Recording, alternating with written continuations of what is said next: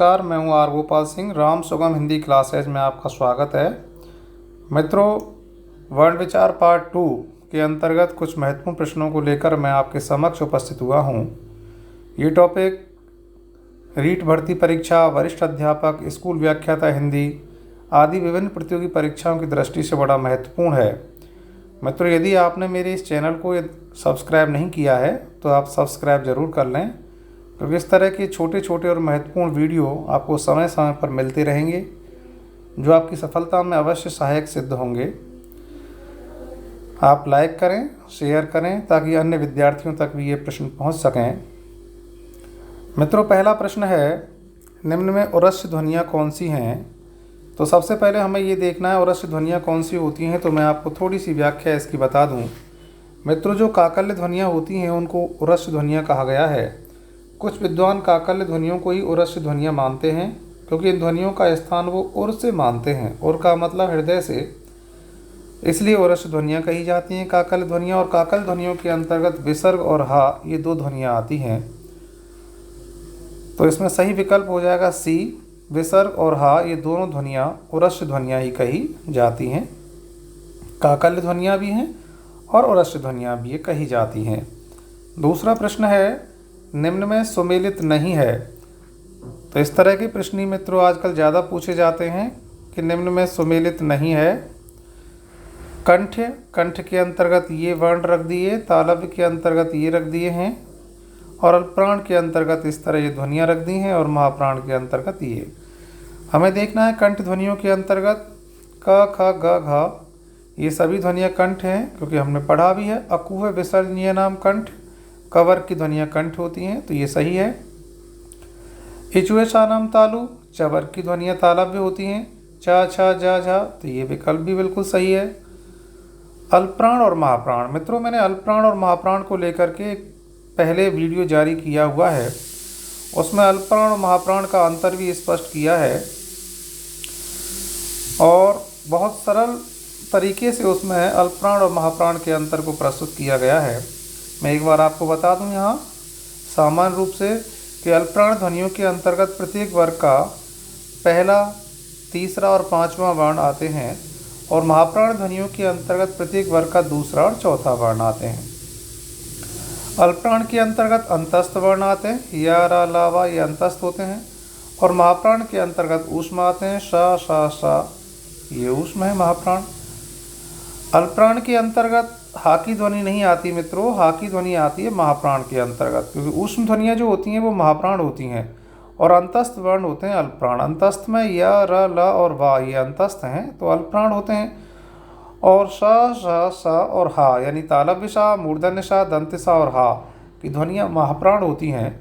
ये हा की ध्वनि अल्पप्राण के साथ में रख दी गई है, इसलिए ये विकल्प जो है हमारा गलत हो गया। बाकी महाप्राण के अंतर्गत ये ऊष्म ध्वनियाँ हैं ही, और ढा की ध्वनि भी दी हुई है। हम जानते हैं प्रत्येक वर्ग का दूसरा और चौथा वर्ण महाप्राण होता है। ढा टवर्ग के अंतर्गत आने वाला वर्ण है, और चौथा वर्ण है टा, ठा, डा और ढा, दूसरे और चौथे वर्ण महाप्राण होते हैं। तो पहला विकल्प सुमेलित है, दूसरा विकल्प भी सुमेलित है, चौथा विकल्प भी सुमेलित है, लेकिन तीसरा जो विकल्प है ये सुमेलित नहीं है। इसलिए सही जो आंसर होगा हमारा इसमें निम्न में सुमेलित नहीं है, वो हो जाएगा तीसरा। अगला प्रश्न है मित्रों, निम्न में सुमेलित नहीं है, फिर सुमेलित नहीं है पूछ रहा है वो। पहला विकल्प है मूर्धन्य, तो हम जानते हैं ऋटुषाणाम मूर्धा, टवर की ध्वनियाँ मूर्धन्य होती हैं, ट, ठ, ड, ढ, ये सही विकल्प है। ओष्ठ्य, उप धमानिया नाम ओष्ठऊ, पवर की ध्वनियाँ ओष्ठ होती हैं, तो ये विकल्प भी सही है। अघोष और सघोष, अब इनका अंतर देख लेते हैं हम यहाँ। तो मित्रों प्रत्येक वर्ग का पहला और दूसरा वर्ण अघोष होता है, तो देखते हैं इसमें क, च, ट, प, ये कवर का पहला हो गया का, चवर का पहला हो गया, टवर का पहला हो गया, पवर का पहला हो गया। तो पहला और दूसरा वर्ण जो होता है वो अघोष होता है, लेकिन इसमें जो माँ की ध्वनि दी हुई है ये पंचम वर्ण है, और प्रत्येक वर्ग का पंचम वर्ण सघोष होता है, अघोष नहीं होता। तो यही हमारा सही आंसर निकल करके आ गया। तीसरा जो विकल्प है ये सुमेलित नहीं है, क्योंकि प्रत्येक वर्ग का पहला और दूसरा वर्ण ही अघोष होता है, और प्रत्येक वर्ग का पहला दूसरा वर्ण इनको छोड़ दें हम, तो तीसरा, चौथा और पांचवा जो वर्ण होता है वो सघोष होता है।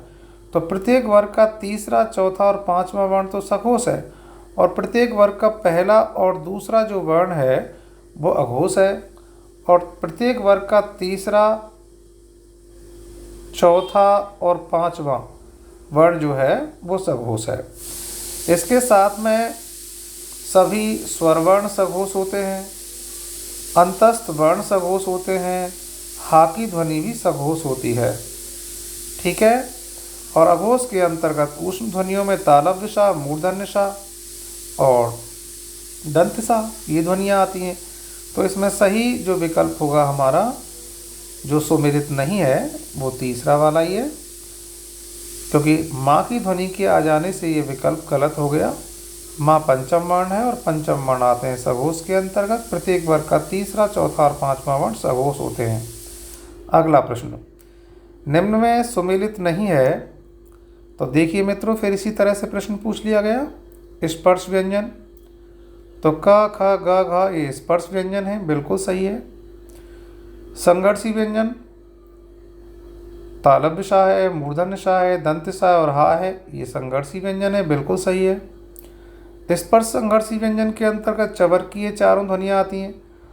और मित्रों, उच्छिप ध्वनियों के अंतर्गत ड और ढा ये मूर्धन्य ध्वनियाँ रख दी। ड और ढा ये मूर्धन्य ध्वनियाँ रख दी हैं यहाँ, और उच्छिप ध्वनियों के अंतर्गत ये ध्वनियाँ नहीं आती। मित्रों, उच्छिप ध्वनियों के अंतर्गत आने वाली जो ध्वनियाँ हैं, इनके नीचे नुक्ता चिन्ह लगा हुआ होता है इस तरह से, तब जाकर के ये उच्छिप ध्वनियाँ कही जाती हैं। जब इस तरह ये डा और ढा के नीचे उच्छिप्त ध्वनियाँ तभी कहलाएंगी जब इनके नीचे ये नुक्ता चिन्ह लगा हुआ होगा, और नुक्ता चिन्ह लगा हुआ नहीं है। अब ये मूर्धन्य ध्वनियाँ हैं, उच्छिप्त ध्वनियाँ नहीं कही जाएंगी चौथे विकल्प में। इसका मतलब सुमेलित नहीं है, ये उच्छिप्त ध्वनि वाला विकल्प जो है ये सुमेलित नहीं है। अगला प्रश्न है,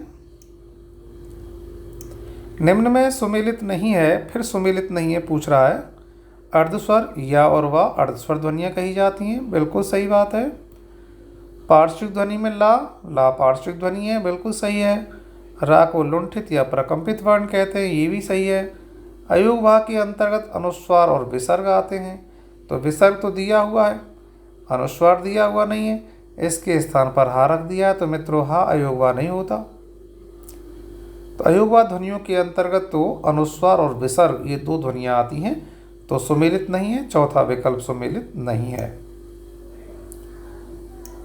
तो मित्रों देखिए, एक तो ऑफलाइन क्लास होती है, ऑफलाइन क्लास में सभी बातें बोर्ड पर भली भांति समझा दी भी जाती हैं, समझ में भी आती हैं, लेकिन इस तरह की प्रश्नोत्तरी में तो इसी तरह से आपको बताया जा सकता है। आप अपने नोट्स वगैरह भी बना सकते हैं कि अयोगवा ध्वनियों में अनुस्वार और विसर्ग आते हैं। ला को पार्श्विक वर्ण कहा जाता है, या और वा को अर्धस्वर कहा जाता है, रा को लुंठित वर्ण या प्रकंपित वर्ण कहा जाता है। अगला प्रश्न है, निम्न में ईषत स्पष्ट ध्वनियाँ कौन सी हैं? ईषत स्पष्ट ध्वनियाँ भी होती हैं, ईषत विवृत ध्वनियाँ भी होती हैं। तो देखिए, का से लेकर के माँ तक की जो ध्वनियाँ हैं, ये भाई स्पर्श ध्वनियाँ कही जाती हैं, का से लेकर माँ तक की, बिल्कुल सही है। वो पूछ रहा है ईषत स्पष्ट ध्वनियाँ, तो ईषत स्पष्ट ध्वनियों के अंतर्गत कौन कौन सी ध्वनियाँ आएंगी, ये चीज़ हमें देखनी है यहाँ पर। ये तो स्पष्ट ध्वनियाँ हैं का से लेकर माँ तक की, ये स्पष्ट हैं, लेकिन ईषत स्पष्ट नहीं है। सभी स्वर तो विवृत होते हैं, ईषत स्पष्ट नहीं होते। ये जो ध्वनियाँ हैं ये ईषत विवृत कही जाती हैं, ऊष्म ध्वनियाँ ईषत विवृत हैं, लेकिन अंतस्थ वर्ण जो होते हैं मित्रों वो ईषत स्पष्ट होते हैं। मैं आपको बता दूं कि ये जो विभाजन किया गया है ये प्रयत्नों के आधार पर ध्वनियों का विभाजन है, और प्रयत्न दो प्रकार का होता है, एक आभ्यंतर प्रयत्न होता है और एक बाह्य प्रयत्न होता है। आभ्यंतर प्रयत्न के चार भेद होते हैं। स्पष्ट, जिसमें का से लेकर माँ तक की ध्वनियाँ आती हैं, ये स्पष्ट ध्वनियाँ हैं। ईषत स्पष्ट के अंतर्गत अंतस्थ वर्ण आते हैं, य, र, ल और वा। सभी स्वर विवृत के अंतर्गत आते हैं, और जो ऊष्म ध्वनियाँ हैं हमारी वे ईषत विवृत के अंतर्गत आती हैं। तो ध्यान रहे, आभ्यंतर प्रयत्न के चार भेद हैं, स्पष्ट, ईषत स्पष्ट, विवृत और ईषत विवृत। स्पष्ट में का से लेकर माँ तक स्पर्श व्यंजन आते हैं, ईषत् स्पष्ट में ऊष्म ध्वनियाँ और ईषत् स्पष्ट के अंतर्गत अंतस्थ वर्ण आ जाते हैं। सभी स्वर विव्रत में आ जाते हैं और जो ऊष्म ध्वनियाँ हैं वो ईषत् विव्रत के अंतर्गत आ जाती हैं। तो ईषत् स्पष्ट के अंतर्गत आने वाली ध्वनियाँ हैं डी ऑप्शन, या, रा, ला और वा, चौथा ऑप्शन सही है। अगला प्रश्न, निम्न में ईषत् विव्रत ध्वनियाँ कौन सी हैं? अभी हमने समझा है ईषत् स्पष्ट के अंतर्गत ध्वनियाँ हमने पढ़ी, ईषत् स्पष्ट में अंतस्थ वर्ण आते हैं और ईषत् विव्रत के अंतर्गत ऊष्म ध्वनियाँ आती हैं। तो सीधा सा आंसर सही हो गया, इसमें तीसरा विकल्प सही हो जाएगा। ईषत् विव्रत के अंतर्गत तालव्य, मूर्धन्य, दंत और हा, ये ध्वनियाँ ईषत् विव्रत हैं। सभी स्वर होते हैं विव्रत, या, रा, ला, वा, अंतस्थ वर्ण हो गए ईषत् स्पष्ट और का से लेकर मा तक स्पष्ट ध्वनियाँ। अगला प्रश्न है, निम्न में व्यंजन गुच्छ का उदाहरण कौन सा है? तो मित्रों देखिए, व्यंजन गुच्छ कौन से होते हैं? व्यंजन गुच्छ का मतलब होता है जब दो असमान ध्वनियाँ आपस में मिलें तो वहाँ व्यंजन गुच्छ बनता है। यहाँ दो समान ध्वनियाँ मिल रही हैं, थप्पड़ में पा की ध्वनि, लड्डू में डा की ध्वनि, कच्चा में चा की ध्वनि। तो जब दो समान व्यंजन ध्वनियाँ मिलती हैं तो वहाँ बनता है व्यंजन द्वित्व, और जहाँ दो असमान व्यंजन ध्वनियाँ मिलती हैं वहाँ बनता है व्यंजन गुच्छ। तो इसमें व्यंजन गुच्छ का उदाहरण स्फूर्ति हो गया, पहला विकल्प। अगला प्रश्न है, निम्न में व्यंजन द्वित्व का उदाहरण कौन सा है? तो व्यंजन द्वित्व के बारे में अभी बताया मैंने। व्यंजन द्वित्व के अंतर्गत दो समान ध्वनियाँ आपस में संयोग करती हैं, मिलती हैं। तो क्यारी में दो असमान हैं, स्थल में दो असमान हैं, श्रम में दो असमान ध्वनियाँ हैं, लेकिन इक्का में दो समान ध्वनियाँ हैं। और जब दो समान ध्वनियाँ आपस में मिलती हैं तो वहाँ बनता है व्यंजन द्वित्व। तो व्यंजन द्वित्व का उदाहरण हो जाएगा डी, इक्का। अगला प्रश्न है, निम्न में से किस शब्द में उच्छिप्त ध्वनि का सही प्रयोग नहीं हुआ है? तो उच्छिप्त ध्वनि का प्रयोग भी मित्रों हम जानते हैं, उच्छिप्त ध्वनि का प्रयोग कभी भी शब्द के आरंभ में नहीं होता। उच्छिप्त ध्वनि का प्रयोग संस्कृत के शब्दों में नहीं होता है, संधि युक्त पदों में उच्छिप्त ध्वनि का प्रयोग नहीं होता, और उच्छिप्त ध्वनि का प्रयोग हिंदी में स्वरों के मध्य में होता है। तो लड़का जो शब्द है इसमें स्वरों के मध्य में उच्छिप्त ध्वनि का प्रयोग हुआ है, कड़क में स्वरों के मध्य में, घोड़ा में स्वरों के मध्य में, लेकिन डंडा जो शब्द है यहाँ स्वरों के मध्य में इस ध्वनि का प्रयोग नहीं हुआ।